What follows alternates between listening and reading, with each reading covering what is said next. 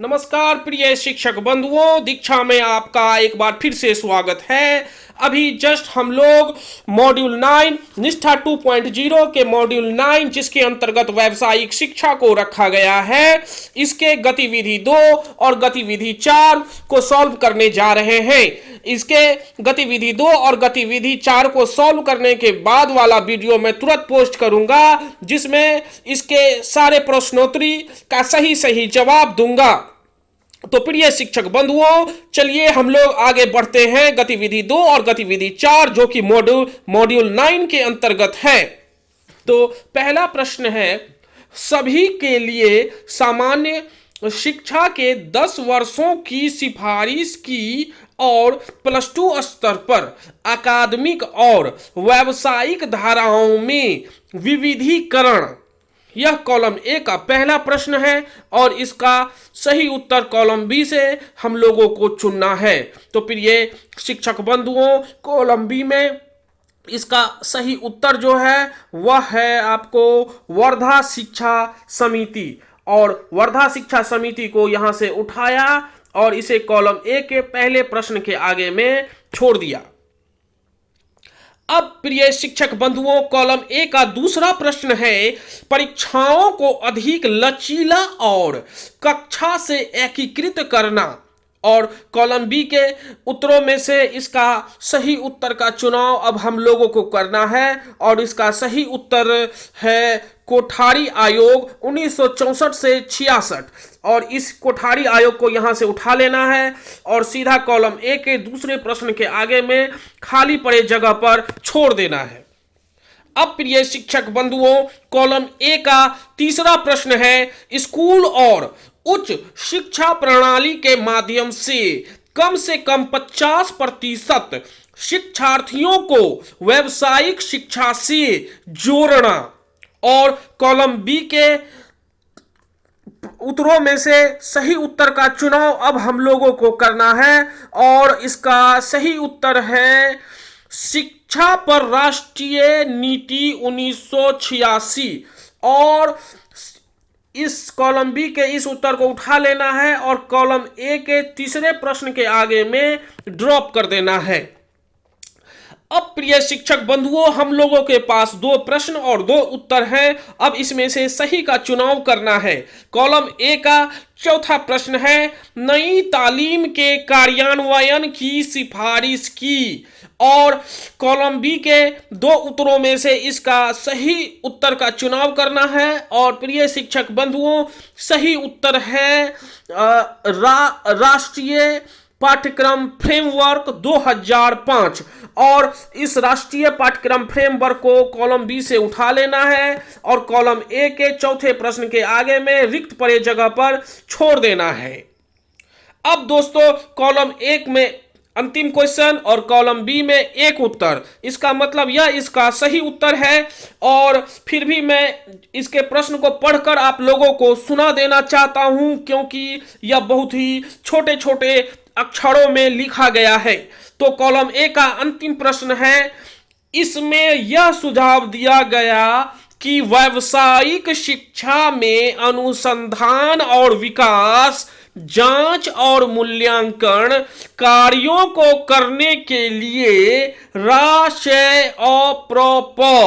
के तहत एक केंद्रीय व्यावसायिक शिक्षा संस्थान की स्थापना की जानी चाहिए, और कॉलम बी में पड़े उत्तर राष्ट्रीय शिक्षा नीति 2020, इसको उठा लेना है कॉलम बी से, और कॉलम ए के अंतिम प्रश्न के आगे खाली पड़े रिक्त जगह पर छोड़ देना है, और जांच बटन पर क्लिक करके हम लोगों को संतुष्ट हो जाना है कि हम लोगों के द्वारा जो अभी उठा कर रखा गया है सही उत्तरों को प्रश्न के आगे में, वह सही है या गलत।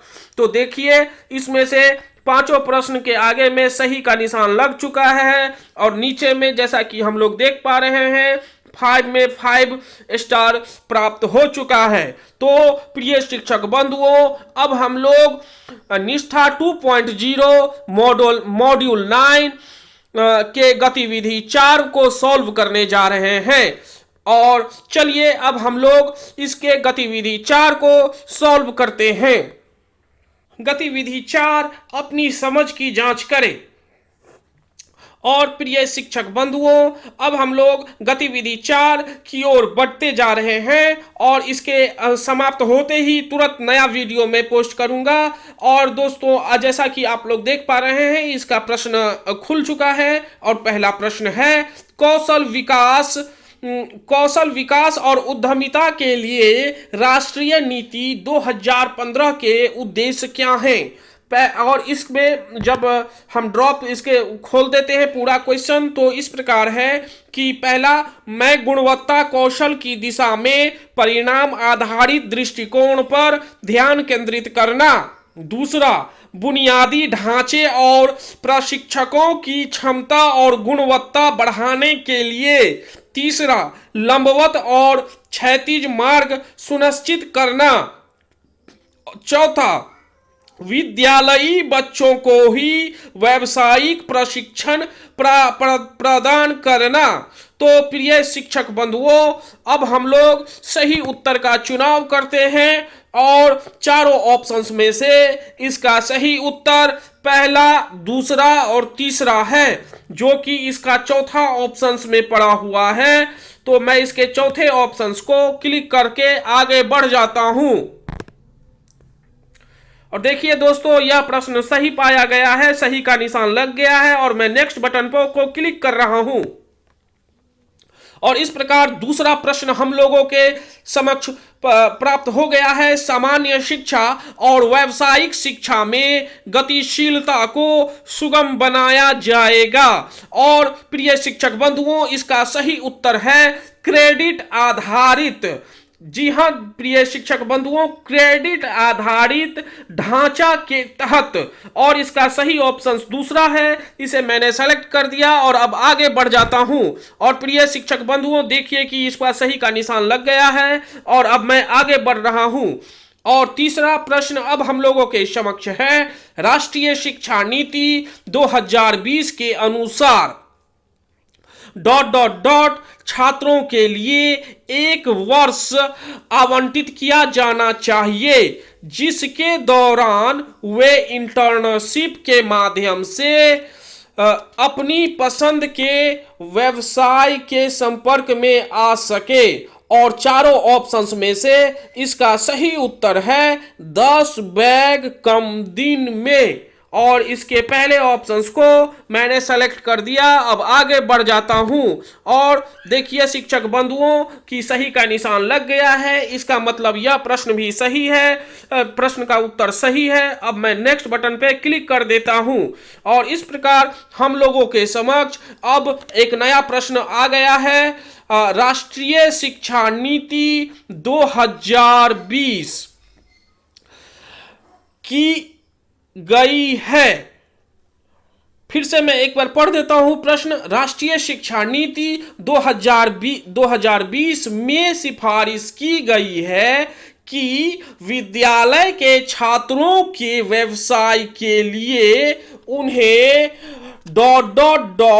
बिना बैग के दिन सुनिश्चित है। और प्रिय शिक्षक बंधुओं, इसका सही उत्तर है 10। मैं इसके 10 पे क्लिक कर देता हूं और आगे बढ़ रहा हूं। तो देखिए इस पर भी सही का निशान लग गया है, इसका मतलब यह उत्तर भी सही है। अब मैं इसके नेक्स्ट बटन को क्लिक कर रहा हूं और एक नया प्रश्न हम लोगों के समक्ष आ गया है। और नया प्रश्न है NCIVE ...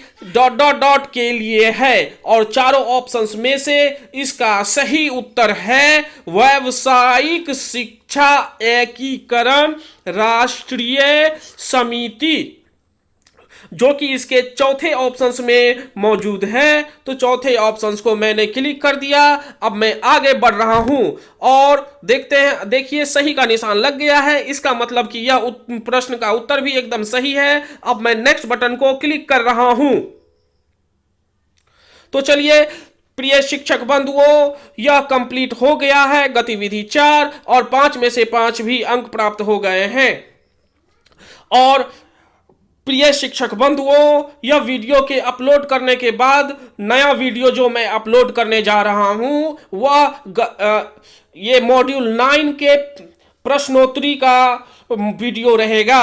और प्रश्नोत्तरी का वीडियो में जो 3 प्रश्नों का सेट प्राप्त होता है उसमें से प्रथम सेट का वीडियो मतलब कि 20 प्रश्नों का जो यह सेट है उसका मैं सही उत्तर देने की कोशिश करूंगा उस वीडियो में। और उसके बाद वाले वीडियो में मैं आप लोगों को तीनों प्रश्न के सेट को मिला करके और उसमें जो रिपीटेड क्वेश्चंस होंगे उसे मैं हटा दूंगा और उसके बाद का वीडियो मैं पोस्ट कर दूंगा, ताकि सभी हमारे प्रिय शिक्षक बंधुओं को इससे ज्यादा से ज्यादा लाभ मिल सके। तो प्रिय शिक्षक बंधुओं, कृपया अपने इस प्यारे से चैनल को सब्सक्राइब करना ना भूलें। अपने अन्य शिक्षक बंधुओं में इस वीडियो को ज्यादा से ज्यादा शेयर करें। सबसे पहले नोटिफिकेशन प्राप्त करने के लिए बेल आइकन को जरूर दबा दें और साथ ही प्रिय शिक्षक बंधुओं लाइक बटन को दबाना ना भूलें। धन्यवाद।